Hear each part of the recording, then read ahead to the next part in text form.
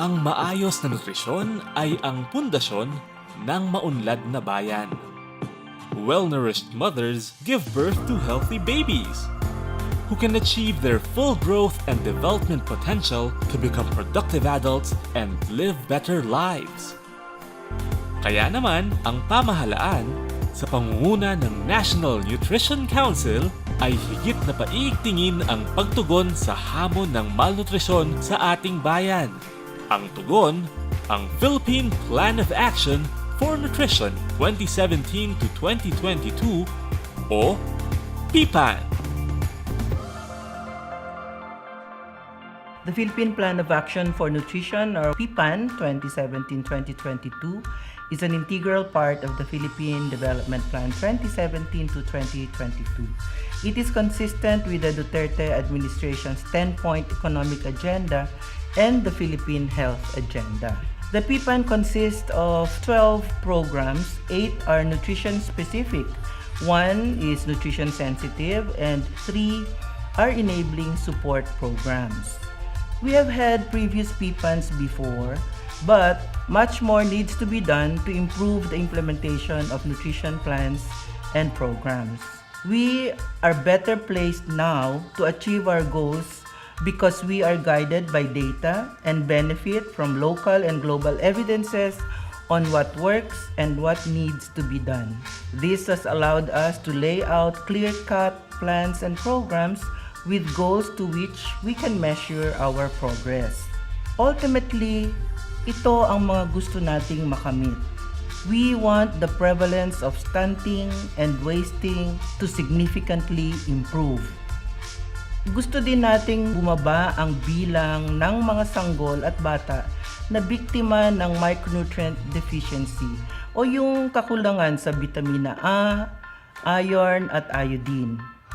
Gusto nating mapababa o kung hindi man ay hindi natataas yung prevalence ng overweight at obesity sa mga bata, sa mga adolescents or teenagers at sa mga adults.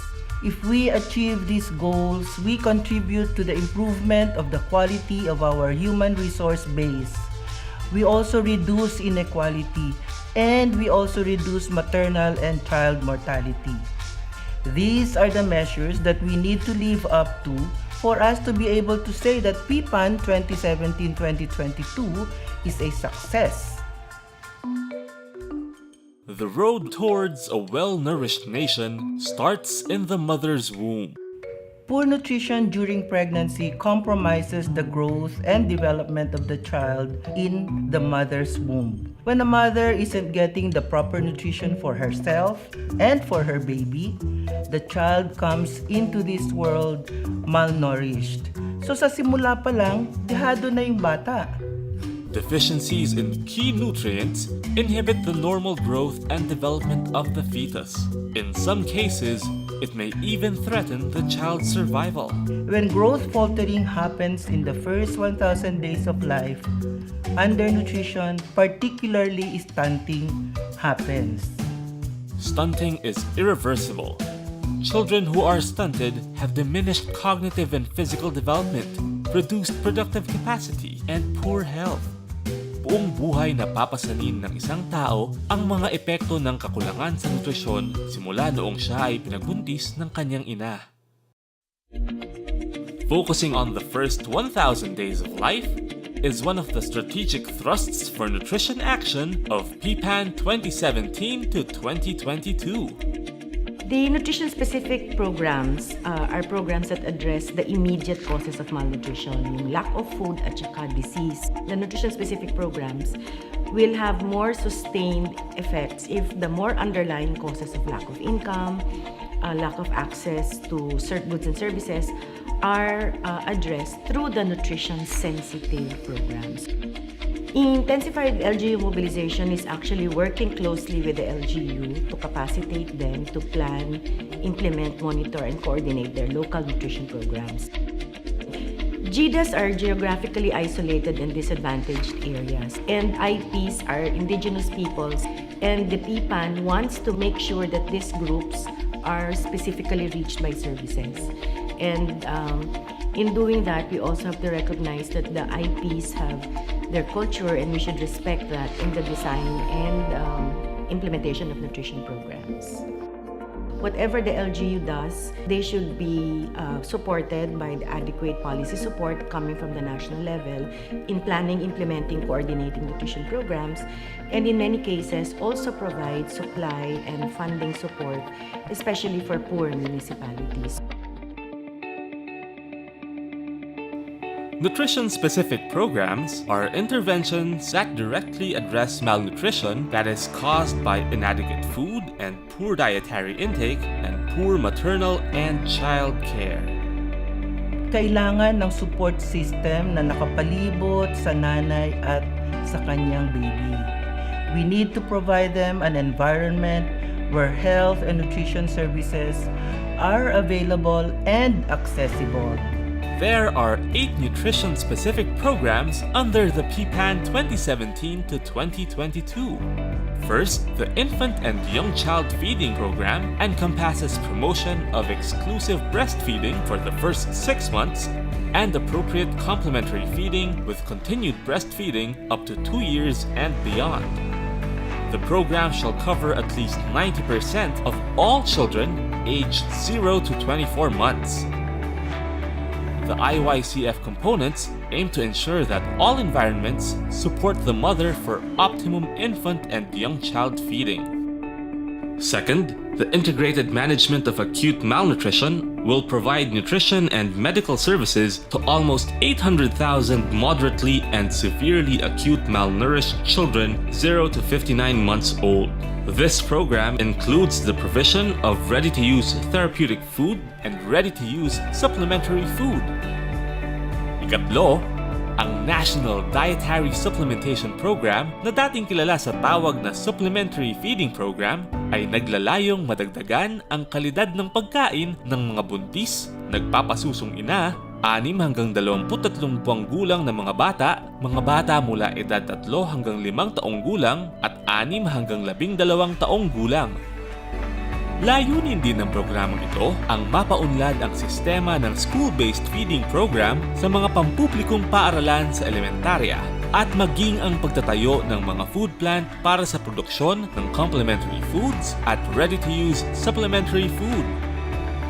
The National Nutrition Promotion Program for Behavior Change shifts from the usual increasing awareness of nutrition messages towards a strategy that will enable the adoption of positive nutrition behaviors. We have several components, including nutrition promotion in schools that will be done primarily with DepEd, the DOH, LGUs, and then we also have nutrition promotion in communities with the DOH and LGUs as the primary implementors, and then also nutrition promotion in workplaces. So that's with DOH and the Department of Labor and Employment. This component will also support having an enabling environment for these behaviors to happen. Ikalima, patuloy ang paglaban sa micronutrient deficiency sa pamamagitan ng micronutrient supplementation.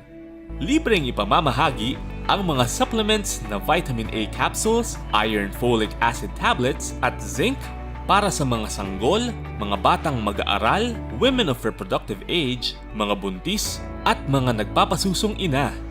Sixth, the mandatory food fortification program complements the micronutrient supplementation program. Itutuloy ang pagdadagdag sustansya sa mga pangunahing pagkain ayon sa Food Fortification Law at Salt Iodization Law. Kasama dito ang pagdadagdag sustansya sa harina, bigas, mantika, asukal at asin. Seventh, the Nutrition in Emergencies program assures nutrition protection and food availability during emergencies and disasters. Through capacity building, local governments will be able to integrate and institutionalize nutrition in emergencies and respond appropriately during and after the emergency to prevent the deterioration of nutritional status of vulnerable populations and improve resiliency. Lastly, the overweight and Obesity Management and Prevention Program recognizes that overweight and obesity are primary risk factors of non-communicable disease such as cardiovascular diseases, stroke, cancer, and diabetes. The program focuses on promoting a healthy food environment, promotion of healthy lifestyle, and weight management interventions to address this emerging trend. Complementing these nutrition-specific interventions are nutrition-sensitive programs. These are development projects that were tweaked to produce nutritional outcomes. Naay mga proyekto ang gobyerno na sa unang tanaw ay walay kalabutan sa nutrisyon. Nutrition-sensitive programs are development projects that are tweaked or modified to produce nutritional outcomes. Tweaking or modification can be done by targeting households with undernourished children or nutritionally vulnerable groups, or targeting areas with high levels of malnutrition, or being a channel for delivering nutrition-specific interventions. Isang magandang halimbawa nito ay ang construction ng farm-to-market road sa bayan ng Bugey, Cagayan Province. Ang mga trabahador ay mula sa mga pamilyang may malnourished na anak upang mabigyan sila ng kita. Kapag may trabaho ang magulang, mayroong pambili ng pagkain at ibang pangangailangan ng pamilya. With the enormity of the challenges ahead, this is a creative way of addressing the underlying causes of malnutrition. Kailangan nating maging maparaan sa paglaban sa malnutrition dahil limitado ang ating resources. Patuloy tayong makipagtulungan sa iba't ibang sektor para labanan ang malnutrition.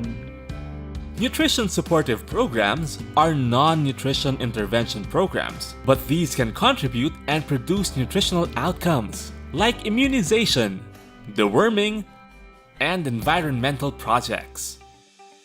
Enabling support programs will make sure that government agencies and other stakeholders move in unison to achieve the goals set out in the PPAN.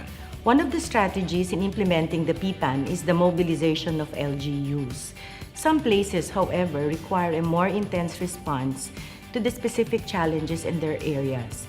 But we should always keep in mind that PPAN is for the entire country.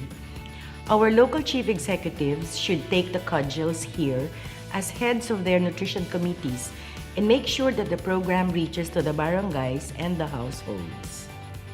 Nutrition action officers and nutrition program coordinators, and especially the barangay nutrition scholars, these are our prime PPAN advocates. These frontline workers will be continuously empowered and mobilized so they can effectively implement our nutrition programs.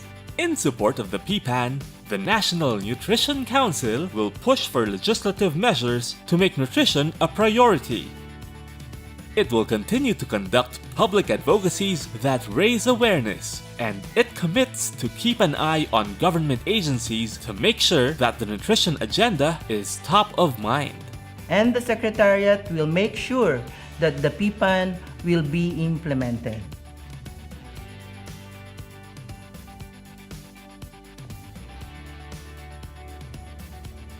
As the Secretary of Health and the Chair of the Governing Board of the National Nutrition Council, I will do everything in my power to ensure that the PPAN will be fully implemented. The Department of Health is committed to bring health and nutrition services to our people. I call on other government agencies to support the PPAN by investing in nutrition and realigning policies and plans that will support nutrition. I invite all local chief executives to support the PPAN by ensuring that nutrition services are made available to all. Mga nanay at tatay, kung gusto ninyong lumaki ng malusog at produktibo ang inyong mga anak, tiyakin ninyo ang kanilang tamang nutrisyon. Sama-sama nating itama ang nutrisyon ng mga Pilipino. Sama-sama nating suportahan ang Philippine Plan of Action for Nutrition.